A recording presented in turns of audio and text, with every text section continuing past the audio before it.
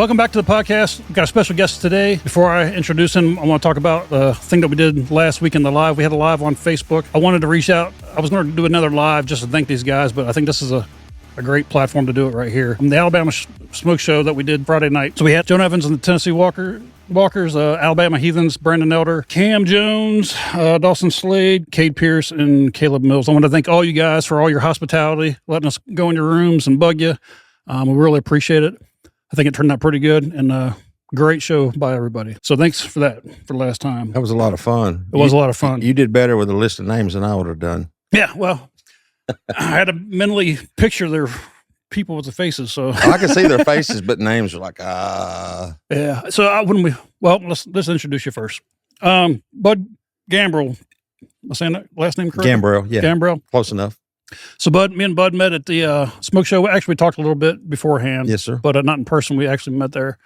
And I wasn't too familiar with what you had done, but nobody is. Yeah, well, nobody's familiar with what I'm doing either. So it was a good thing for both of us. Did I knock that out of frame? I just hit it. Oh yeah. Oh God. All right, so I'll try not to hit the camera this time. All right. Like I said, we met it there at backstage at the smoke show, and like I said, once we started talking a little bit, and then when I got home, I was like, man, this guy has done a lot. And then you introduced us to your book that I promise I'm going to read. I haven't done yet. It's only been 3 or 4 days. No, nobody's ready. I think I'm the only one that's ready. Yeah. Yeah. So we're going to get in the book, but basically, want to talk a little bit of how you got started with photography. I mean, I know we'll get in your background a little bit. So you said you were like 25, 26 years in the television industry, right? Yeah, it's whatever March of 82 to December 2008 is 26 and a half. And then again from about June of 2009 to December of 2000. So 27 years, somewhere in that range. 27 years. All behind the scenes production. So you wouldn't recognize me from anything. Well, what does that entail? Because I have no idea what goes on when you say production. When I hear production, it's like, okay, camera crew, audio guy, all of it. So your job was to do all of it. I did all of it. When I started in March of 1982, I was the lowest rung on the ladder, working part-time, 9 hours a weekend. And then from there, you just start learning. Where did you start at? What was your first job at? WHNT, Channel 19. So are you a Huntsville native? Or did you get the job and just come here? I've been here since I was 3 months old, so you might as well say I'm native, yeah. Yeah, I would say so. Yeah. So what drove you to that career? Did it something you knew from high school that you wanted to do? Yeah, absolutely. Yeah, it started in high school. We, when I was a senior, we did a little project called the Senior Movie, and I was involved in that, going around shooting scenes of different things around school. And after the high school, my first year of college, I completely flunked out and was lost. So I went and spoke to the teacher at that time that did the Senior Movie, Mr. Bob Crump. Had a huge influence on me, and he suggested that maybe I should try radio and TV at Calhoun, and off I go. Yeah. And then from there, at that time, Calhoun had a TV program, so they would call when they had part-time positions and call the teacher and go, we got part-time positions. You got any students? So I applied, got a job, and started working my way up. Sweet. And when I got laid off, I was the production manager. I'd worked up my way up from the bottom all the way to the top of the department. Well, how do you get laid off as a production manager? They eliminated the job. Oh. Pretty much industry-wide. So I wonder who they have to do the job. You think that'd be a pretty specific job that needs to be done. They source part of it out. The news director takes part of the department. The engineering takes the other part. So along with in my opinion, the elimination of production managers did away with a lot of quality control, which is not much in local news anymore, but it is what it is. Yeah. So you was WHNT first and then WAFF? Yes. Yep. Okay. Yeah, I left Channel 19 after 15 years and went to work for Channel 48 when I moved into management. Okay. So the photography part of it, I mean, was you out doing news sources and like getting pictures for the guys that was actually doing the the story? I mean, what was your roles there while you were doing that? Now, the only thing I did out in the field was basically commercials and promotions. Okay. I did some news shooting, but that was just kind of fill in. Camera, as far as stills, I probably had a camera in my hand for as long as I can remember. Yeah. Even back in the 70s when I was in Boy Scouts, I had a camera I would take on trips. I don't know how many cameras I've got sitting around the house. I probably got some I forgot I had.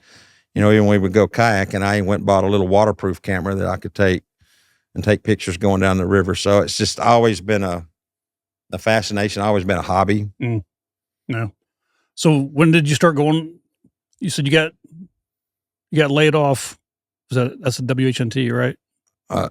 WAFF. Okay, so the second one, WAFF. Yeah. So what was the transition from HNT to WAFF? That was management. Yeah, but I mean, at what part of your career did you decide to go from one station to another, and what drove that decision to do that? Well, there was no opening at WHNT. Okay. Their production manager had been there he'd been there forever. Gotcha. And he wasn't going anywhere. Okay. And I told him for years that that's what I wanted to do, but they didn't have it, so gotcha. I had to go elsewhere for it. That makes sense. So what are some of your struggles that you had there? Some stories that nobody knows about that goes on? Well, actually, let's get it out on the table. Actually, you know, TV used to be a lot of fun when it was actually about broadcasting. Mm. You know, it used to be about broadcasting, making pictures, putting them on TV. Now it's about making money. You know, when corporations started buying up broadcast groups, it took the fun out of it. It's all about make money. So was you more on the news side, or was you like the commercials in between the programs? I mean, well, when I was in management, I had a crew that did the commercials. Okay. But most of mine's been in a studio or in a control room. Mm. You know, camera, audio, directing. I directed for many years. Gotcha. You know, punching buttons, yelling at people. Oh, I don't see that. Yeah, I had one guy. I had one guy that worked for me. Guy that was Channel 19, and this guy was huge. He was as big as a door. Mm. Huge guy. He was dumb as a rock, though. Yeah. And I had to yell at him every day, and he told me I was worse than his drill instructor in the Army. Mm-hmm. So, yeah, when I get my buttons pushed, I change. Yeah. Yeah, it's one thing. I think everybody in their career, if they haven't done it yet, they're going to. In their career, they're going to have to become some type of management as they go along. And there ain't nothing, in my opinion, there ain't nothing worse than managing people. I don't mind managing projects and stuff like that, but the whole people part, you know, it's such a gamble. A lot of the success has to do with the people that you have, and sometimes you don't have a choice of who you're dealing with. You have to deal with the people that you get. It has its challenges, but I enjoyed it. I enjoyed working with people. Yeah. And, you know, I guess my management style is the point where you get respect by giving respect. Mm-hmm. And it kind of works out. The right person, it works out well. So you don't have to scream and yell. You don't have to reprimand. So, you know, those things work out real well. So when did the decision come? Well, you got laid off, so I guess you had to have a decision of when you went out on your own and started doing your own photography and starting your own gig. Well, that was a whole different thing. During COVID, my current job, they pretty much sent us home because there's no work. And to occupy my mind, I started flying a drone. I'd go out and find a spot, and I would just tape some video or record some video and go back and put together music videos to keep my mind busy. Yeah. And my girl at the time said, you're good. You should go pro. And I've always avoided to go in the pro thing because I thought it would take the fun out of it. Mm-hmm. But I took it and ran with it and tried to at first, start the business with just strictly drones. And there's not enough work there. So I upgraded my still camera and, okay, now I've got a camera. I need somewhere to take pictures. And that's when I went down to Sidetracks and said, do y'all mind if I take pictures of some of these shows? And they're like, come on in. They gave me free reign. And I had all this time, shot all these shows to learn and hone my skill, if you will. Yeah. Yes, let's talk about that a little bit. So as you can see, sitting here, we got Sidetracks Music Hall. And this is well, why don't you tell? You told me the story already. I don't want to take all your thunder. Why don't you tell me a little bit about the book, how it came about, and who all had their fingers in this? Well, it kind of came about the time that Sidetracks was closing. For those who don't know what Sidetracks is, what is that and where's it at? Sidetracks used to be in Huntsville, across in Church Street, across from the train depot. For a lot of people in Huntsville, for a while, it's where Lee Ann's used to be. I lost my train of thought. Where was I? Well, we're just talking about how Sidetracks came about. Well, about the time that it was getting towards closing, I went to the Exit Inn in Nashville to shoot a set for a band.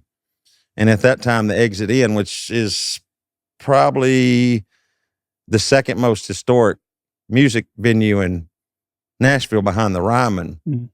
And I was sitting at the bar out front with the band, and there was a book. Somebody had done it was a coffee table size book. And I got back and I go think, well, that's what somebody needs to do. Somebody needs to do a book on Sidetracks, document it.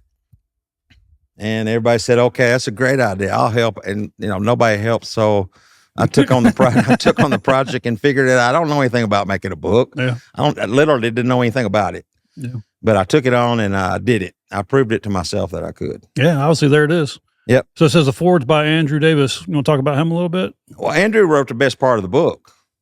You Yeah, got to the read foreword? the foreword. The foreword's the best part of the book. Yeah. Because I was at that point. I was almost done, and I'm trying to figure out who's going to do the foreword. Who can I get to do the foreword? And I had a person in mind, and I was having trouble getting in touch with him. And Andrew reached out to me one day. Andrew's the lead guitarist for Them Dirty Roses.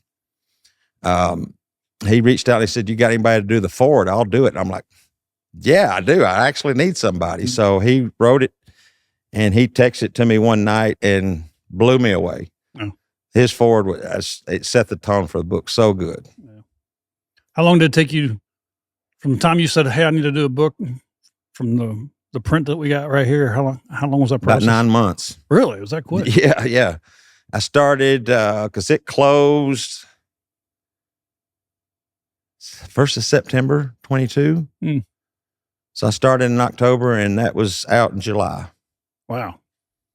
I had a copy in my hand, and that's when it became surreal because, again, I had got to the point where I had started interviewing, and I started trying to figure out how to put together. I don't literally knew nothing. I've read a book, but I didn't know anything about putting one together. I've read them, but and I got kind of overwhelmed. I said, I'm going to stop. I quit. I can't do it. I don't know what I'm doing. Yeah. And one day I woke up and I said, I'm going to do it. I'm just going to prove to myself if I can or I can't. So nothing worth doing is easy. Yeah, that's why it's sitting there now. I was proving to myself that I could actually make it happen. Well, it looks very professional. Like I said, I haven't read it yet, but for somebody who doesn't know what they're doing to get something a product in 9 months, and I've seen a little bit of the inside of it. I mean, it's very, very well put together. I just thumbed through it when you gave it to me. I was like, that's a lot of information. I mean, it must have took him 3 or 4 years to do that. And then I didn't know until right now that it took you 9 months. 9 months. Yep. Wow. So, that was part of the process. I had to get a publishing software. I had to learn I didn't know how to use it. So I had to go through and poke with it and test with it and try to figure out how to do the layout, and got the layout done. And then I got to figure out how to print it. Yeah. You got a format. What do you do now? You got to get it in print form. So do you have a proofreader? I mean, how does all that work? That was a challenge too, because I had 3 editors that were going to proofread it and edit it back out on me. So you're looking at the editor. Oh, you did it all. I did it all. I did everything in that book, except for the answers of the interviews. I did the questions, but of course I didn't do the answers. But everything else in that book I did. So the whole time that you were doing this book, you would go there and you would interview each band that was there at the time, or did you just talk to people about Sidetracks? Oh, this all came about after it closed. Oh, okay. So a lot of these bands are all over the country. Gotcha. And even some of the fans, because that consists of interviews with employees, bands, road managers, fans that came from several different states in the U.S. that would come to just see Sidetracks. So a lot of it consisted of email questions, email interviews, because it's hard to, track some, this guy's on the road, this person's at work. So it's like send a list of questions, email, and they would answer it as they have time. Okay. 9 months. 9 months. What do you even get? So what gave you the idea to even start to do that? Well, I guess you already told me you were in Nashville. It was that exit in book. Yeah. It gave me that idea, and I said, wow, I wonder if, it was like that idea starts floating. Gotcha. So how me and you met was backstage of this show. How many shows have you went and filmed or shot the photography for? I mean, how long have you been doing that? Has it been the same amount of time? I started, I think my first show that I actually photographed, not professionally, but actually really trying was December of 2020. Really? I started, that was Them Dirty Roses, and God, I'd have to go back and look who was opening up for them. Yeah. But actually my very, very, very first concert picture was B.B. King in 1987 with just a point shoot Instamatic at the Ryman in Nashville. You were there for that? That was the most memorable, best concert I've ever seen. How old were you? 24? No. Yeah, about 24. It's not January 28, 1986. And if that date sounds familiar, that's the day the Challenger blew up. We went to Nashville to see the Fabulous Thunderbirds, Stevie Ray Vaughan, and B.B. King. And Billy Cox, former bass player with Jimi Hendrix, come out and played. It was $12.50. Yeah. But best value for the dollar I've ever had. So did you go up there to actually do the shooting, or did you go up there just to see him and you had your camera with you? Me and 3 buddies went. Okay. We just went. That's what we used to do. I started going to concerts about 76, and I just always liked live music. And one of my buddies had a camera, and he went down in front of the stage during Stevie Ray Vaughan. I went down in B.B. King, and I shot some more in the 80s, Fabulous Thunderbirds, Tinsley Ellis, a couple of, in local establishment, but 35 millimeter cameras, not very good shots. But I guess that's years and years ago, I just kind of wetting that itch, I guess. So going all these concerts, and everything, how much trouble was you as a child? Me? Yeah. Trouble? Yeah, I want to hear you. I'm not. Oh my God! You had trouble. I know you had trouble. How much background did you actually do? Now, either you can give it up yourself, or I can go through this. What? Did you check police records and everything? I got friends everywhere, brother. Well, if you don't want to come out, we're going to go ahead and talk about stuff. And if you want it out, we'll put it out. I was a good kid sometimes. It wasn't by background check. It was by people that you know. So, oh shit, that's even worse. Yeah, I know. You got the real story then. I don't know, but we're gonna find out. I was a rambunctious child. Yeah, I wasn't a very good student. Well, I was a good student. I just couldn't sit still. I didn't go to school a lot. High school, if you added up all the days, I probably went a year and a half. But shit, we had a lot of fun. Yeah. We had a lot of fun. See, that's unfortunate that, teachers are made to stifle that kind of energy. Yeah, it should be out on the playground and stuff like that. But, somebody who's always wanting to do something while they're in class, not paying attention to stuff, there should be some kind of incentive for them. Say, hey, if you sit down and be quiet and do this, we'll let you go do something, whatever, for 20 minutes or whatever. Some kind of incentive rather than just yelling at kids all the time. I think part of my problem wasn't so much that it wasn't that, after I raised kids, I think it was simply the fact that I just wasn't challenged enough. Right. Wasn't hard enough. Yep. My senior year, I barely went to class. I got out at 11:30 for the work thing. I didn't work. I just got out and didn't go to those classes. I still managed to pass with a B average.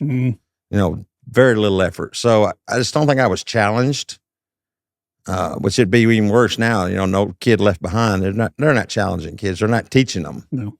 So we had a lot of fun. Man, we had a lot of fun. I hope you hear some of the fun stories, not some of the disastrous ones. I don't know. Why don't you tell me one? Why don't you surprise me and tell me what you know? All right, pull up the video. That was too long ago. There's no video. Yeah. I'm just kidding. Yeah. Hey, we're going to take a quick break because I think you might have knocked the camera out. So I'm going to go like this. No? Yes? Yeah, let's take a quick break and we're going to check everything. Are you out there trying to find hidden gems in the music scene? Then check out what Bud Gambrell has been working on over at Off the Charts, where Bud writes columns about lesser-known bands and highlights them. Become well-versed in the local music scene today. While you're at it, pick up Bud's book, Sidetracks Music Hall, which documents the remarkable journey of a local music venue. Lastly, it's about time we had a chat. You need to step your game up. Whether it's promotional band pictures or epic profile pictures, Bud Gambrell is the guy you want. First impressions are the everlasting impression. Make your first impression incredible with Bud Gambrell's photography services. All links are down in the description. You probably didn't take no shit when you were in high school, I bet. Never had to. Just wasn't that kind of an atmosphere. Man, everybody, a lot of people I've interviewed has been like that. My high school must have just been a bunch of assholes. No, I guess I just got along with everybody. Yeah. You know, I still do for the most part. I get along with everybody I know, everybody I interact with. People I don't, I just leave alone. Yeah. Well, it's kind of hard to ignore people like that in high school. They seem to follow you around. I got followed around. I wasn't there. Well, that's true. You did talk about that. You had no chance to get in a fight. You wasn't there. We'd take roll at homeroom and off we'd go. Yeah. So, a family member of mine actually got sent to the Board of Education for missing too much school. And you know who you are. And they had to, I won't tell you the story because we'll figure out who it is, and it's not a very good story. Anyway, so missing that much school, did you ever have any kind of truancy problems? I don't guess they kept count back then. I don't know. Man, what, like 1912 or something we talking about back then? Yeah, it was pretty damn long time ago. They lost the wood? Well, I mean, what are you talking about? Well, here's one of the tablets right here. There it is. He's missing September 3rd, 1912. So what got you started? So like I said, at the very beginning, we talked about being at the Mars. What got you into that? I mean, I know you're a big part of the VBC now, right? Or the Civic Center, rather, of being kind of like I'm trying to be. Their photographer. How did you find out about that? Was it brought up to you and you was like, let me try that? Or are you like the go-to guy? I mean, how does that work? I guess it kind of just evolved into that because, after shooting at Sidetracks so much, I got up, was it 2022? I think the first of that year I was at the point of going, wow, I'm doing all this stuff and I didn't feel like I was going anywhere. So it's like either got to stop or I got to step it up. So the way I stepped it up is I found magazines to get published in. Okay. Shoot a show, write a review, that kind of thing. So Gotcha. I did, I want to say. So did you, I'm sorry to pause you there. I don't want to mess your train of thought up, but did you write the article and provide photos or? Yeah, did you just, okay. I did several of those. I've lost actually count how many I've actually been published in magazines, but I got a show, I want to say it was Government Mule. Okay. Which that was kind of a dream show for me to shoot because huge Warren Haynes fan. So, I got to shoot at Mars. It was Government Mule, and I did my review and did the pictures, and I posted it. And, of course, I tagged the Civic Center in Mars, and the PR person sent me an email, said, wow, we like your pictures. Do you want to be in our pool of photographers? And I'm like, hell yeah, you're paying? Yeah, I definitely want to be in it. Yeah. So then it just went from there. Started requesting shows, and God, I've got to really do some, I would call them dream shows. Some of them I've got to do are just really big, and I'm sitting in the pit like a kid in a candy store. It's like, some of them have been like just a thrill, just a huge thrill to shoot. Some of them not so much, but some of them just amazing. So do you ever feel awkward being in the middle of the fans that are watching the show and you kind of being in the middle between them and the actual band? Has it ever been a problem? I know they're at Mars. It kind of seemed a little bit. We had our editor guy who was there taking photos and stuff too. And he said he felt really weird being in the middle, like he was in the way of them enjoying the show a little bit. Not really, because I try to keep that in mind and I keep moving. Okay. I don't sit in one spot very long. So if I sit in one spot, then you're going to block this guy or this girl's view. So you sit there for a minute and you move. You sit there for a minute and you move. So I keep moving the whole time. So as to not get in their way and then change angles, because if you shoot one show from one angle, the whole thing, all the shots look the same. Yeah. Is there anywhere that we can go to see some of your pictures that you don't show anybody? I mean, you got them posted online somewhere? Or? The videos? Well, no, the photography that you do at the shows. You know, some of the local bands here that you've done. Oh God! I posted a lot. I posted a lot on Facebook, mainly social media, and then of course there's always some that never have seen the light of day. Yeah. People, some of them have never seen any of them. We're going to get one of them that we're not going to talk about. Okay. Hopefully, you know which one we were talking about right before we came back. No. With the guy who's not going to be mentioned. With the you'll have to enlighten me. Well, we can't do it here on camera because this will be out after it won it. So we'll go ahead and say it, of Klein. Oh. Yeah, so we're not going to say what it is. Okay, so that's going to be on the video before this one. So pictures of zombie bass players. And I promised I wouldn't bring him up. Just kidding, Klein. Love you, man. Here we go again. I did it again. Sorry, Klein. I promise, man. I'm trying. But it's just so fun. Yeah. Anyway. Yeah.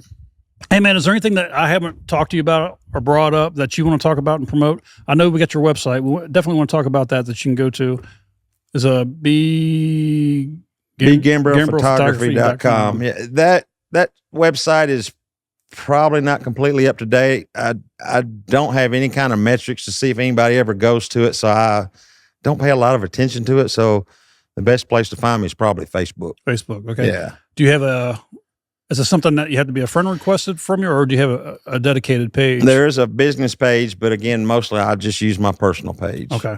And, if I get a friend request, I'll look at who it is. And, of course, you get the spam ones that are obvious. And then you get people like, got 300 mutual friends. And it's like, yeah, you take that one immediately. Sure. Gotcha. Yeah. So I guess what I'm getting at is if I have, say, I'm a band and I'm going to be playing somewhere and I want to have, photos done, how do I get a hold of you? And, or better yet, how can I look at some of the pictures that you've done in the past and say, hey, that's what I want? Call me. Call me now. Well, I don't know if you want to put your phone number out there. It might, that's totally up to you. But, I would like to drive people to like a website or, if it's a Facebook page, if you don't have the website does have a contact page that if you fill it out, it does send me an email. Okay. Yeah. So where can we go to see some of your work? I know you said Facebook, but Facebook, my webpage, that's I know it's up to date, but it's probably about 6 months out of date. Okay. I don't have anything current on there. Yeah. But if I had a publicist that did that for me, I could get more like that done. But it's me. Yeah. Oh, I get it. So it's all me. So if I'm doing one, I can't do the other. And sure. Shooting and writing and working a full-time job. So I stay busy enough. Yeah. Well, good. That's a good thing. I try to. Yeah. Yeah. And if I'm not busy, I try to find something to get busy. Yeah. So like I said, is there anything that I haven't brought up that you want to talk about? I mean, we can talk about shows I've done. I mean, that's what I wanted. Yeah. Okay. That's to be something I want to talk about is the show that you do. I'll tell you what, what's the most memorable one that you've actually been to actually do the photography? I know you talked about BB King, but you said it was kind of like a hobby, right? That was kind of not real. I mean, I guess, when I got to do Government Mule, that was huge. I mean, for me, that was like, it was Warren Haynes. I'm sitting here, from me to you taking a picture of him. Joe Satriani was a big one because I'm a huge fan of his. Judas Priest, ZZ Top. I've gotten to do some pretty big acts. Blackberry Smoke. I've got to shoot Charlie Starr's acoustic shows a couple of times. The Steel Woods. I mean, it's like this. It just keeps getting better and better. The shows, and it's like some days I'm sitting there going, I can't believe I'm here.